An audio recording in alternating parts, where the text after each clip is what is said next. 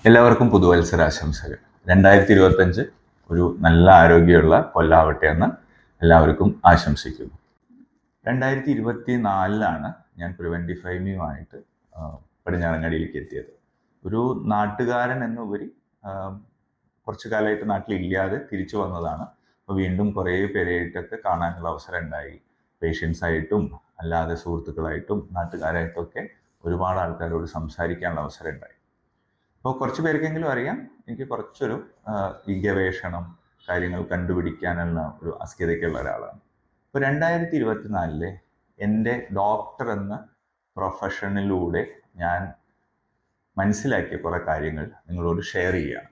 അപ്പോൾ അത് മനസ്സിലാക്കിയ കാര്യങ്ങൾ പ്രശ്നങ്ങളാണെങ്കിൽ അതിനുള്ള സൊല്യൂഷനും കൂടി നമ്മൾ കണ്ടെത്താൻ ബാധ്യസ്ഥരാണ്.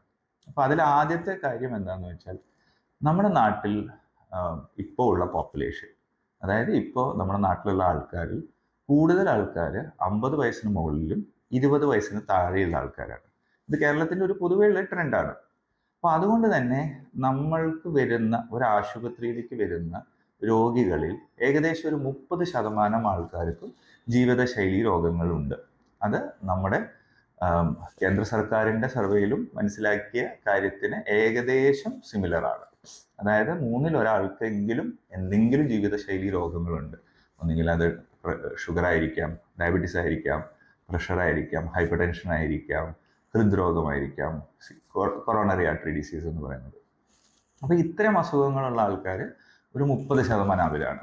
എന്നാൽ കൂടുതൽ നമ്മൾക്ക് പേഷ്യൻസ് ആയി വരുന്നത് 20 വയസ്സിന് താഴെയുള്ള ആൾക്കാർക്ക് വളരെയധികം കൂടെ വരുന്ന ഇൻഫെക്ഷൻസ്, അത് വൈറസുകളായിരിക്കാം, ബാക്ടീരിയകളായിരിക്കാം, മറ്റ് ടൈപ്പ് ഓഫ് ഇൻഫെക്ഷൻസ്, അതായത് സാംക്രമിക രോഗങ്ങൾ വളരെ ഫ്രീക്വൻ്റ് ആയിട്ട്, അതായത് വളരെ കുറഞ്ഞ ഇടവേളകളിൽ തന്നെ ആൾക്കാരെ കൂടുതൽ ബുദ്ധിമുട്ടുണ്ടാക്കുന്നുണ്ട്. ഇതിൻ്റെ കൂടെ തന്നെയാണ് പൊല്യൂഷൻ ഉണ്ടാക്കുന്നത്. അതായത് റോഡിൽ നിന്നുള്ള പൊടി, കാറ്റ്, ഒരുപാട് കൺസ്ട്രക്ഷൻ വർക്ക് നടക്കുന്നു, അങ്ങനത്തെ ഒക്കെ കുറേ കാര്യങ്ങൾ കൊണ്ട് അലർജികളും അതിനോട് അസോസിയേറ്റ് ചെയ്തിട്ടുള്ള കുറേ ചുമകളും ഒക്കെ വളരെ കൂടുതലാണ്.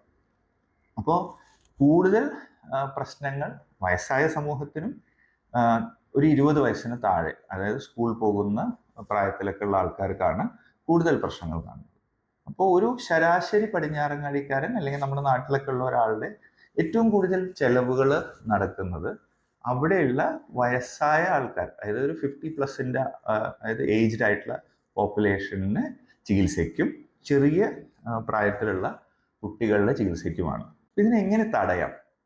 അപ്പോൾ ഇതിനെ തടയാം എന്ന് പറയുന്നത് നമുക്കിതിനെ പ്രിവെൻഷൻ അല്ലെങ്കിൽ ഇതിനെ മുൻകരുതലുകൾ, എങ്ങനെ അസുഖം വരാതിരിക്കാം എന്നൊക്കെ സമൂഹം ചിന്തിക്കേണ്ട അവസ്ഥയിലേക്കാണ്. അല്ലെങ്കിൽ അസുഖം ഉണ്ടാവാൻ ചാൻസ് ഉള്ള, ഇപ്പോൾ ഒരു എക്സാമ്പിൾ പറയുകയാണെങ്കിൽ വീട്ടിൽ അച്ഛനും അമ്മയ്ക്കും ഡയബറ്റീസും ഹൈപ്പർ ടെൻഷനും മറ്റു ബുദ്ധിമുട്ടുകളും ഒക്കെയുള്ള ആൾക്കാരുടെ മക്കൾ തന്നെ നമ്മുടെയൊക്കെ ഒ പിയിൽ വരുമ്പോൾ ഇത് അച്ഛനും അമ്മയ്ക്കും വരുന്ന അസുഖമാണ്, എനിക്കിതൊന്നും വരാനുള്ള യാതൊരു ചാൻസും ഇല്ല, ഞാൻ എങ്ങനെയാണോ ജീവിക്കുന്നത് അതുപോലെ തന്നെ തുടരും എന്നുള്ളൊരു കോൺസെപ്റ്റിലാണ് നമ്മുടെ പേഷ്യൻസ് ഒക്കെ ഉള്ളത്. പക്ഷെ ഇത് ഭയങ്കര അനാരോഗ്യകരമായിട്ടുള്ള ഒരു ട്രെൻഡാണ്.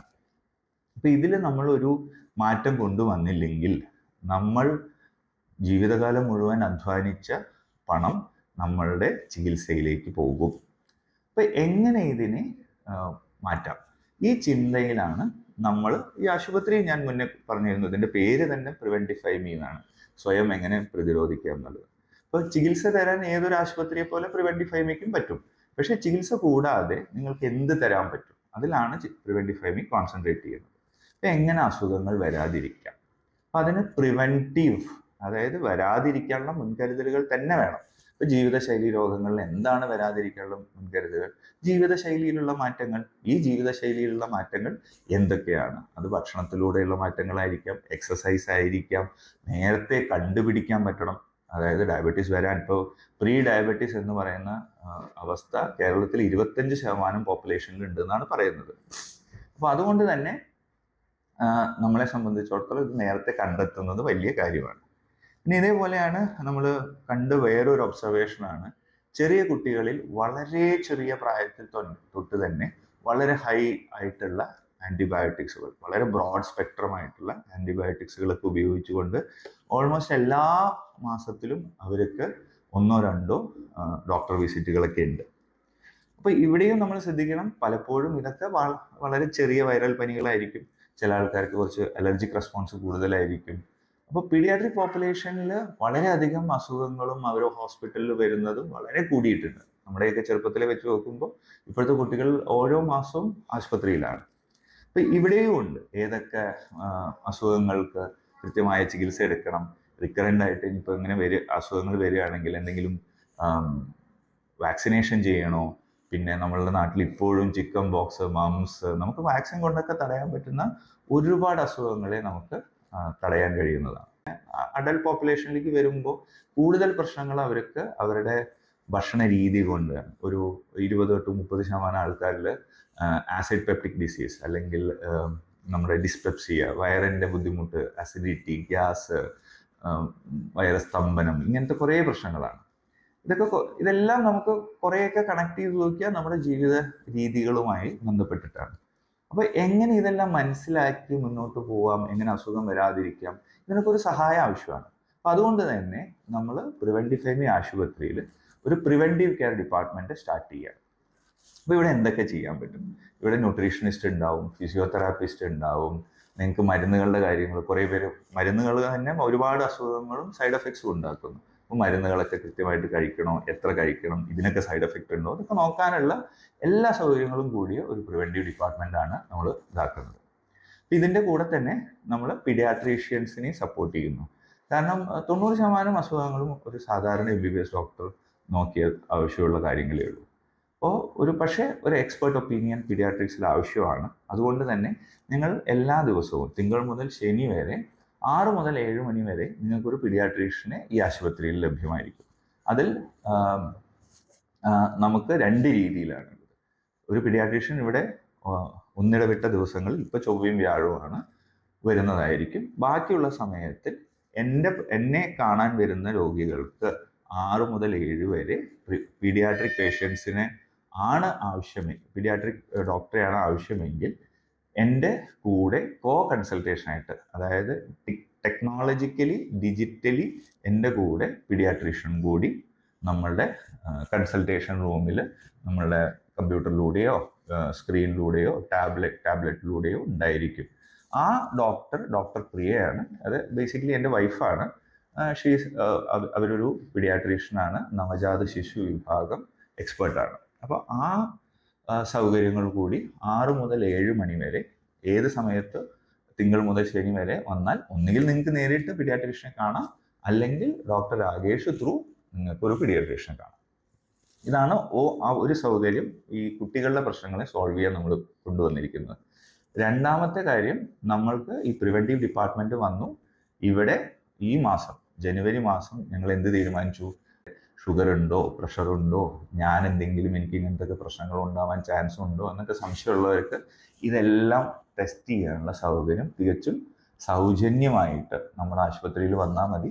നമ്മൾക്ക് ഈ BP-യും ഷുഗറും ഒക്കെ ഒന്ന് നോക്കണം എന്ന് പറഞ്ഞാൽ അതൊക്കെ ഇവിടെ സൗജന്യമായിട്ട് നിങ്ങൾക്ക് സ്ക്രീനിങ് എന്നാണ് പറയാം, ജീവിതശൈലി രോഗങ്ങളുടെ സ്ക്രീനിങ് ഇവിടെ ലഭ്യമാണ്.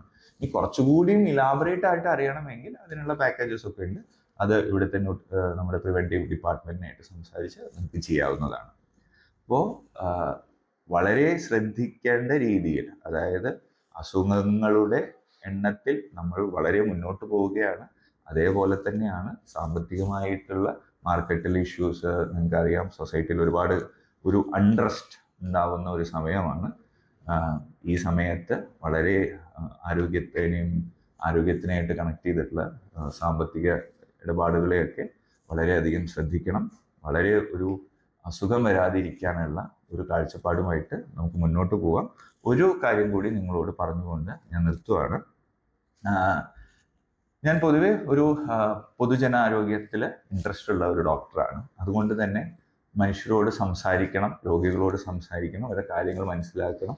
അവർക്ക് ആരോഗ്യ മേഖലയിൽ എന്തെങ്കിലും സംശയങ്ങളൊക്കെ ഉണ്ടെങ്കിൽ അതൊക്കെ ഒരു പരിധിവരെയെങ്കിലും എന്നെക്കൊണ്ട് തിരുത്താൻ അല്ലെങ്കിൽ മനസ്സിലാക്കി കൊടുക്കാൻ, അവർ സാധാരണക്കാരുടെ ഭാഷയിൽ അസുഖങ്ങളെക്കുറിച്ച് സംസാരിക്കണമെങ്കിൽ ഇതൊക്കെ ചെയ്യാൻ ഇഷ്ടമുള്ള ഒരു ഡോക്ടറാണ്.